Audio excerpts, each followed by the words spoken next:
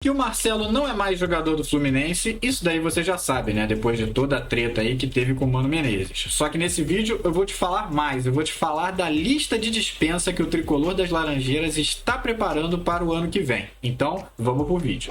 E a gente começa falando de Felipe Melo, jogador de 41 anos, que perdeu espaço aí no Fluminense nesse último ano por causa das falhas, né? Inclusive, o jogador já disse que não vai se aposentar, só que ele não vai se aposentar no Fluminense, porque o Tricolor das Laranjeiras vai dispensar o jogador aí quando chegarmos no final da temporada de 2024, que é também o período em que se encerra o contrato do jogador que já jogou aí por Juventus, Fiorentina, Flamengo e Seleção Brasileira. E a gente segue falando de outro Felipe, só que agora o Felipe Alves, goleiro de 36 anos aí, que já teve passagens por São Paulo e Fortaleza, que foi uma contratação que foi pedida pelo então técnico Fernando Diniz, principalmente por ele ser um goleiro que tem uma habilidade que o futebol pede não é de hoje, né? Que é saber jogar com os pés. Só que o jogador não foi bem nas oportunidades que teve, não foram muitas oportunidades, mas nas que ele teve ele não foi tão bem assim, e por isso o Fluminense não vai renovar o seu contrato para 2025, mais um jogador aí na barca tricolor. A gente segue aí para o meio campo para falar do Renato Augusto, né? Revelado no Flamengo e ídolo com a camisa do Corinthians, que apesar de ter contrato até o final de 2025,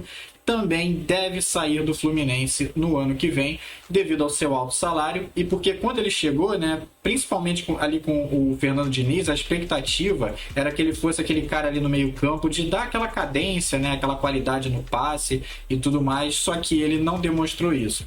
Com o Fernando Diniz e também com o Mano Menezes, e como eu já falei, pelo alto salário, ele deve ser mais um que vai zarpar ali das Laranjeiras para o ano que vem. E a gente segue a nossa lista falando de Davi Terãs, meio atacante uruguaio, que chegou ao Fluminense com uma expectativa muito grande, né? O Fluminense pagou 2,6 milhões de euros ao Atlético Paranaense para trazer o jogador para as Laranjeiras, ele que se destacou muito com a camisa do Furacão, só que desde que ele chegou no Fluminense, ele nunca chegou nem perto do jogador que ele foi com a camisa do Atlético. Então, provavelmente o Fluminense vai dispensar o jogador para tentar recuperar pelo menos uma parte do que investiu nele. E a gente segue falando de mais um nome que está perigando não ficar nas Laranjeiras em 2025, que é o volante Vitor Hugo, que é pouco conhecido aí do grande público, né? Ele veio como um pedido do Mano Menezes, ele que se destacou muito no Campeonato Brasileiro da Série D com a camisa do Cascavel, e aí o Mano falou, não, vamos apostar aí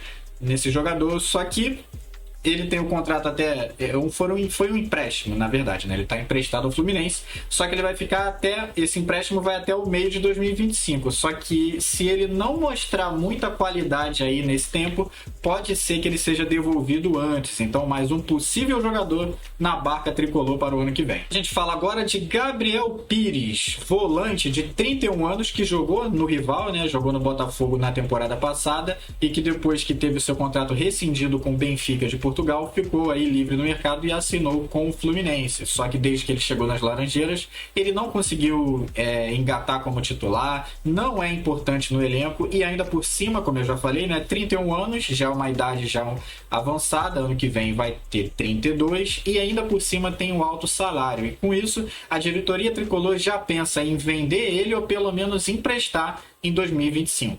E a gente finaliza a nossa lista de possíveis passageiros na barca do Fluminense para 2025 falando de Diogo Barbosa, lateral esquerdo de 32 anos, que teve boas passagens aí em Cruzeiro, Grêmio e Palmeiras e que até começou a atuar com constância desde a chegada de Mano Menezes. Só que mesmo assim, a diretoria tricolor não deve renovar o contrato do jogador, que vai até dezembro de 2024, e ele deve ficar livre no mercado para 2025. E falando sobre esses jogadores, não é nenhum demérito, não é ficar falando mal dos jogadores por eles estarem numa barca. O que acontece é que tudo tem um início, um meio e um fim. Alguns jogadores que eu acabei de falar nessa lista foram campeões da Libertadores, entraram para a história do clube, viraram lendas, e isso daí nunca vai ser tirado, né, de cena. Só que chega uma hora que todo ciclo acaba, né, terminando e não tem muito o que fazer. Eu acredito que o Fluminense faz muito bem em não ficar se agarrando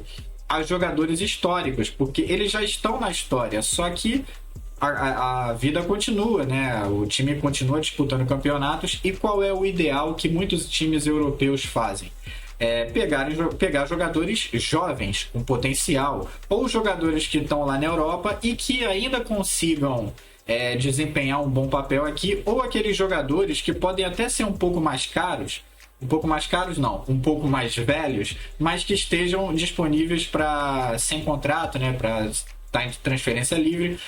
Aí tudo bem, né? O jogador pode ter idade avançada, mas vai chegar sem custos. O clube geralmente aí vai pagar luvas, né? Vai pagar aí o empresário, mas vai ter um jogador experiente. Então eu acredito que o Fluminense faz bem, vai dar uma bela enxugada na folha. Se você for somar aí o que ganha o Felipe Melo e o Renato Augusto, cara, vai dar para você contratar ou um medalhão ou vários bons jogadores com potencial para que o time consiga voltar bem na próxima temporada. A gente tem que lembrar que o Fluminense foi de campeão da Libertadores em 2023, vice-campeão mundial, né? Perdeu para o Manchester City, para em 2024 estar lutando contra o rebaixamento. Agora, ele não está na zona do rebaixamento, mas não está seguro ainda. Não conseguiu ir longe na Copa do Brasil, também parou no mata-mata ali da Libertadores, não conseguiu defender o vice-campeonato. Então eu acredito que a decisão da diretoria do Fluminense é uma decisão de uma diretoria madura, que não vai morrer abraçada com jogadores históricos, com altos salários, com histórico de lesão. Então eu acredito que isso vai ser muito bom pro Fluminense, e agora a gente espera, né, para ver quais desses jogadores realmente vão sair e também como que vai ser a reposição no tricolor das Laranjeiras, porque agora ele precisa pensar ano que vem, porque o Fluminense não vai estar a não ser que tenha uma grande arrancada nesse final de temporada, talvez o Fluminense não chegue nem na Sul-Americana. Ainda falta, mas imagina o Fluminense não tendo nada para disputar no ano que vem, então tem que ser realmente uma reconstrução boa para o clube poder voltar à Libertadores, voltar aos grandes palcos, porque é aquele negócio. Você jogar uma Sul-Americana, você jogar uma Libertadores é o prestígio esportivo de você estar numa competição continental e também financeiro, que também é muito retorno. Então, o Fluminense está de parabéns aí por essas possíveis dispensas e por essa reformulação. Não vai morrer abraçado com o ídolo, e é assim que uma instituição de futebol e uma instituição de qualquer coisa tem que olhar para frente, né? Agora eu quero que você me diga aqui nos comentários qual jogador dessa lista você diz assim, não, esse daí realmente já estava fazendo hora extra, ou qual que você diria assim, não, esse cara aí ainda dá para render um pouco mais. Diz aqui o que você acha. De resto, já sabe, né? Deixe seu like, se inscreva no canal e fique sempre aqui no Fox Futebol para ficar por dentro de tudo sobre o que acontece no seu time. Valeu!